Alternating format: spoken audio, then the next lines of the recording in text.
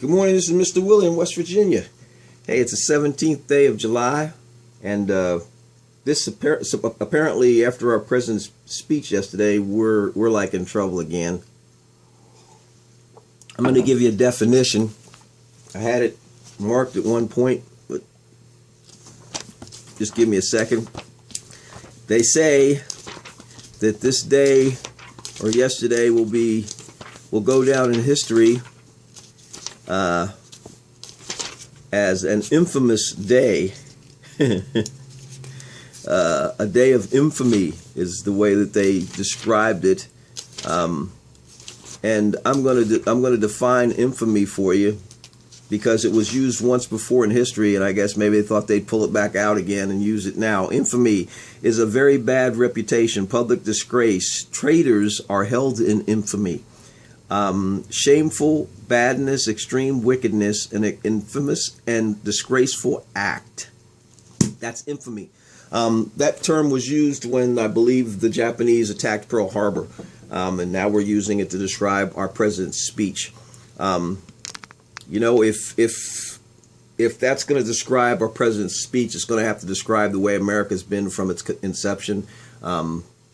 We have not been a righteous nation.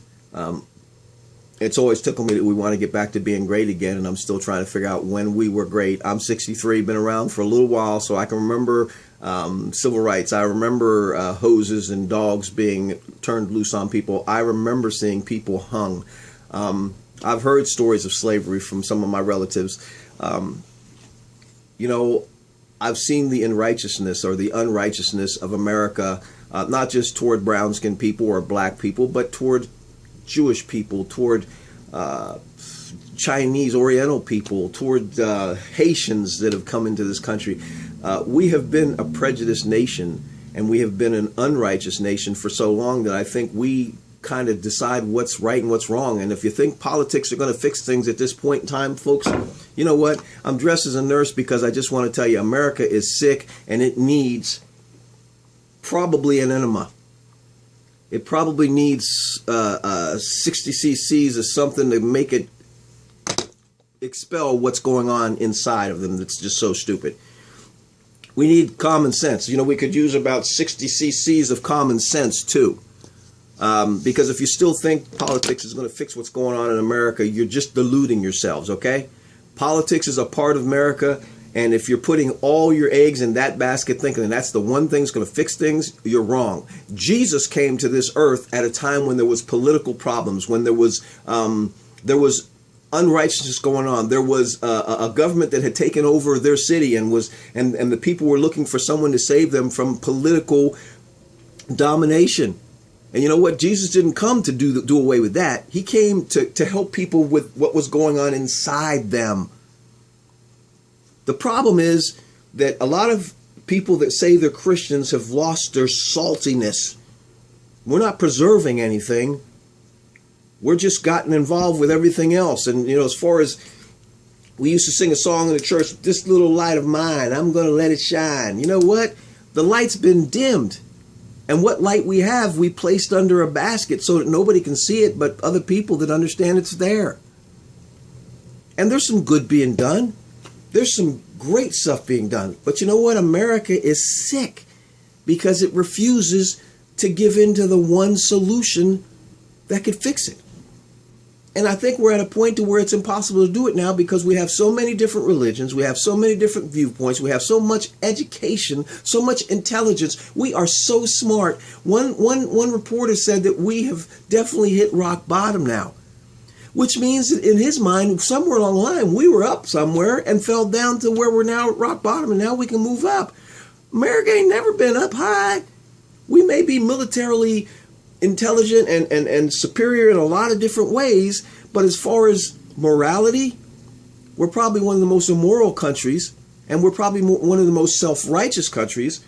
And self-righteousness and haughtiness and pride comes before a fall.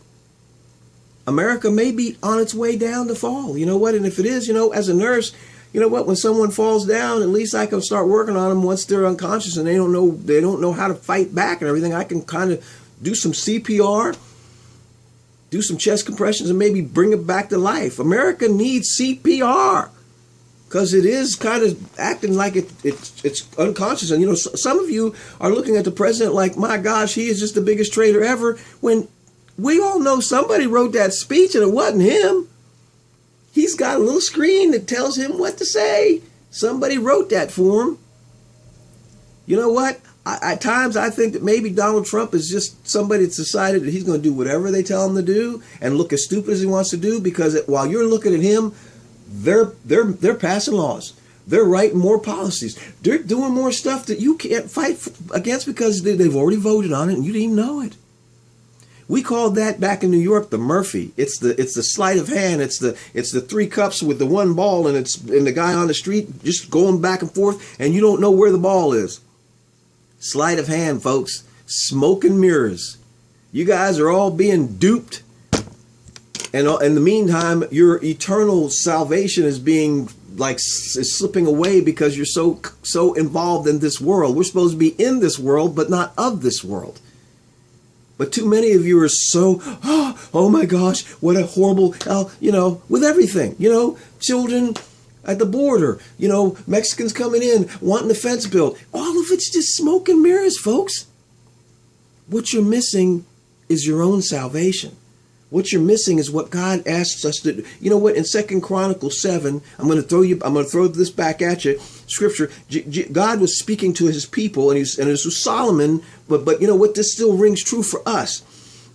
God speaking, if my people, which are called by my name, shall humble themselves, meaning somewhere on the line, God's people get to a place where they're not humbled, and pray and seek my face. So apparently somewhere on the line, we get to a place where we're not even praying and we're not even seeking the face of God. We're just going to church and just going through the motions. And turn from their wicked ways. Well, wait a minute, how's God's people's go to bend? How do we have wicked ways? Well, the word wicked means bent. And when we bend away from God, we become wicked. When we bend away from him, we become wicked. You're bending toward politics. You're bending toward current events. You're bending toward immoral things. You're bending toward this and that.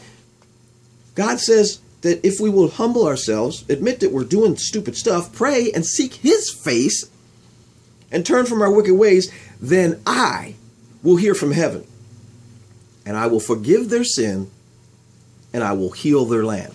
We can't fix this thing, folks, but God can. But there's certain things we've got to do. And if we don't do them, he's not going to do anything. He's given us the plan. He's given us the means to fix what's going on. And you know what? This can't be done corporately because, we got too many churches. We got too many religions. We got too many people that think they know how to get to God and how to do things. And some people that don't even believe God exists and don't believe that anything that this word says anymore. We just pick and choose what we want. But we need God. This country needs God. If I could prescribe anything, even though I'm just a retired nurse, I would say, you know what? You need God. Because the way you're doing things is making you miserable. The way you're doing things ain't making you happy. The way you're doing things causes you to have to take medication. The way you do things means you got to take drugs and you got to drink and get drunk all the time. What you're doing isn't working. God has a way to fix things. And you know what? We've got to turn to him to fix it. And if you don't, then you know what? It's just going to stay the way it is. That's my word for today, folks. We need to change. We need to transform. We need to allow God to work in our hearts and fix what's going on, because you know what? It's not going to happen externally. It happens internally. God is love. I don't see nobody loving on our president. I don't see nobody loving on anything nobody likes anything anymore.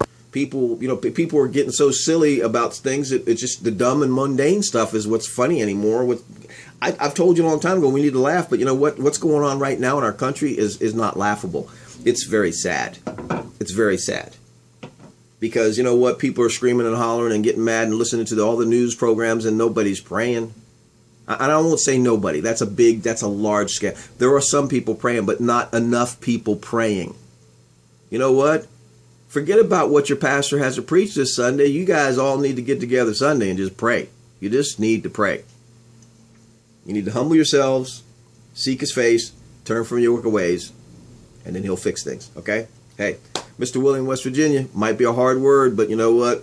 America needs something hard right now. You know what? Not liquor. We need a nice hard word from God. Not liquor, not drugs, not stuff that's going to cause you to be even stupider, okay? Hey, turn to God, all right? I'm giving you this word because I love you. More importantly, God gave that word to me because he loves you even more, okay? Shalom, which means peace, complete peace. We can have a complete peace if we turn to God, okay?